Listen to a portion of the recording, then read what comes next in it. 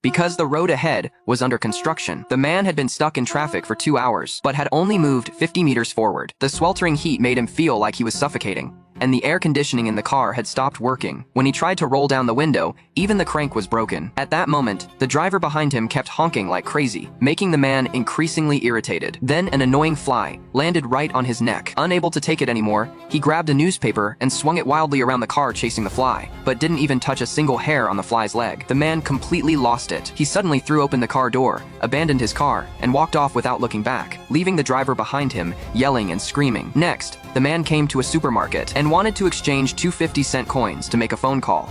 But the owner said he had to buy something to get change, so he took a can of cola from the fridge, and just as he was about to pay, the owner told him the cola was 80 cents a can. The man refused to accept that. How could cola, which was always 50 cents, be 80 cents here? The owner simply said, "Take it or leave it. Get out if you don't want it." The two started arguing. The owner pulled out a baseball bat from under the counter and tried to drive the man away. So the man, furious, went to grab the bat. In the end, he stomped on the owner's stomach and successfully took the bat away. Then he swung it hard and smashed it into the shelves. The owner thought he was trying to rob the place, so he told him to take whatever he wanted.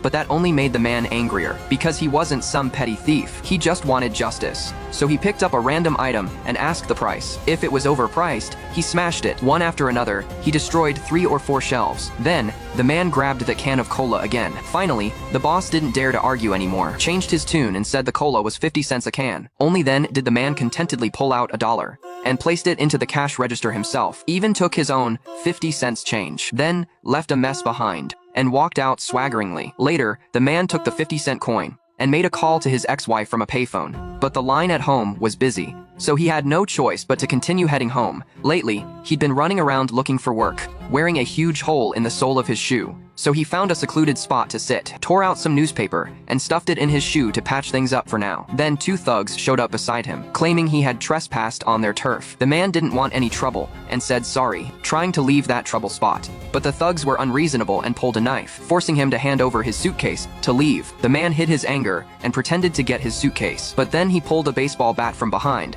and whacked him hard on the head, then turned around and went after another thug, landing blow after blow, beating him so badly he rolled straight down the stairs. The man still wasn't satisfied, so he just threw the bat in his hand. His crazy demeanor scared the 2 thugs into running away. After that, the man picked up the plastic knife from the ground and played with it for a bit. Thinking it was kind of fun, he stuffed it into his pants pocket. Soon, the supermarket owner, whose store was trashed, went to the police station to file a report, saying that just a while ago, a white man had robbed his store. But after the sheriff questioned him, he found that the man had only knocked over a few shelves, but he paid for the stuff he bought, so it couldn't be considered robbery. So the sheriff quickly brushed the owner off and sent him away. Meanwhile, the man arrived at a busy district and called his ex-wife again. He wanted to go home and celebrate his daughter's birthday, but his ex-wife absolutely refused, and even said if he came home, she'd call the police. Little did he know, the thugs he beat up earlier wanted revenge, and were driving around the streets looking for him. After spotting the man, they directly pulled out machine guns and started firing wildly at him, but their aim was so bad, they didn't even scratch the man. Instead, they mowed down a bunch of bystanders and almost rammed into a big truck themselves. To dodge the truck,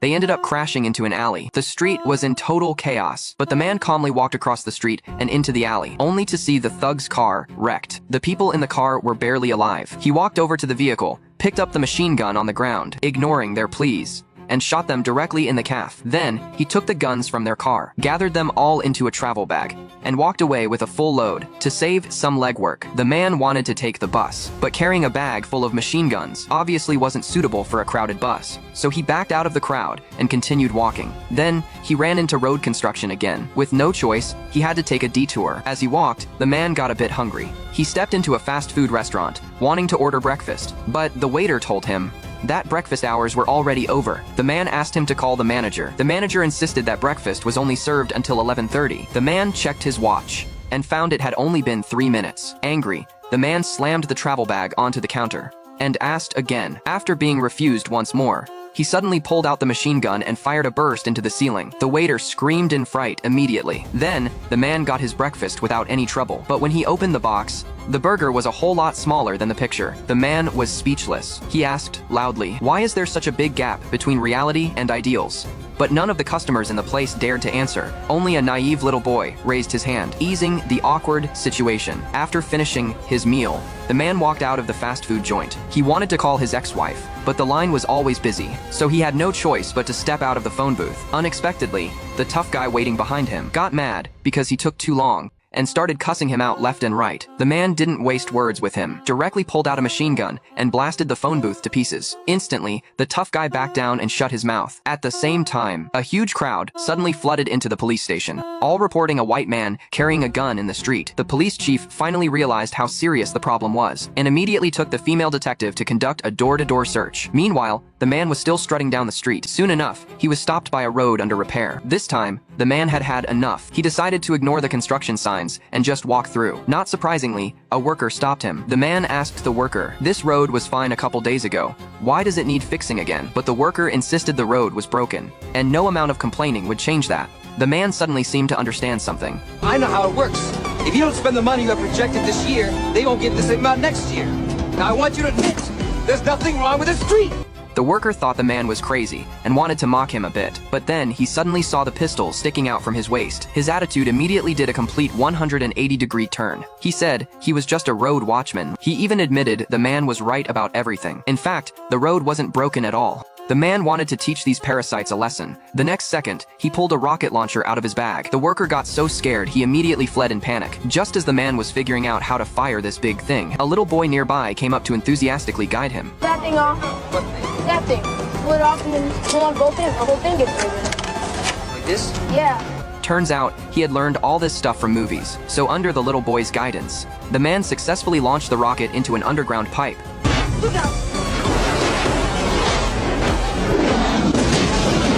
After causing that mess, to escape the police helicopter, he climbed over a fence and got into a villa, but his palm got cut by the railing, so he angrily confronted the homeowner. "Why did you put spiky railings? You made me cut my hand." The homeowner quickly pretended he was just the security guard here. He said he was just barbecuing behind his boss's back. That calmed the man down a bit. When he found out such a luxurious villa actually belonged to a plastic surgeon, the man felt indignant. He thought to himself, he was a missile engineer who contributed to national security but couldn't afford a house. Yet, a plastic surgeon could live in a mansion. After that, the man bandaged his wound and continued on his way. Soon after, he arrived near his ex-wife's house. When his ex-wife answered the phone from the background noise, she realized he was already right outside her home. Terrified, she immediately hung up and fled through the back door with their daughter. At this point, she thought he had lost his mind and was capable of doing anything terrible. Meanwhile, the man rushed straight back home, only to find they were already gone. He could only sit on the familiar couch, immersing himself in a videotape filled with memories of happier times. Suddenly, he heard a sound at the door. The man looked,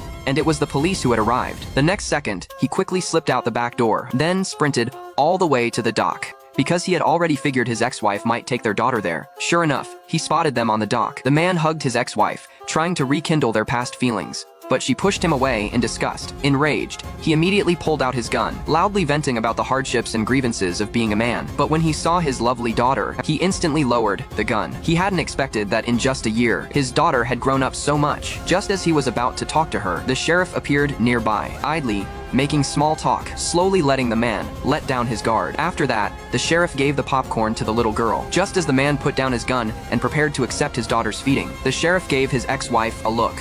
Taking the hint, the ex-wife kicked the gun on the ground away. When the man got up, she had already thrown the gun into the sea. The next second, the sheriff aimed his gun at the man, seeing his ex-wife take their daughter and run far away, like fleeing from a plague. The man felt a bitter taste in his heart, but the sheriff said he had seen many people like him. If not stopped, he would next kill his wife and child, and then kill himself. So, in the sheriff's eyes, he was a deranged villain. The man felt unwilling. Since childhood, he had followed his parents' and society's teachings, striving to contribute to the country. He never thought in the end he'd end up worse off than a plastic surgeon, and even lose his family, lose his job, his life getting worse and worse. Although the sheriff sympathized with the man's plight, he still had to fulfill his duty. He advised the man to think of his daughter and surrender quickly. Unexpectedly, those words woke up the man. He realized he could still do something for his daughter. So the man told the sheriff he still had a gun. The sheriff thought he was going to resist to the death, so he warned him not to do anything rash. Doesn't have to be the end, Bill. You have a choice.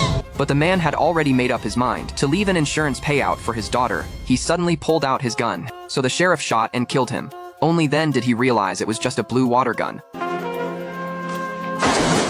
Watching the man fall into the sea, the sheriff felt a deep sense of helplessness. A man who had followed the rules his whole life completely fell apart overnight. Where did it all go wrong?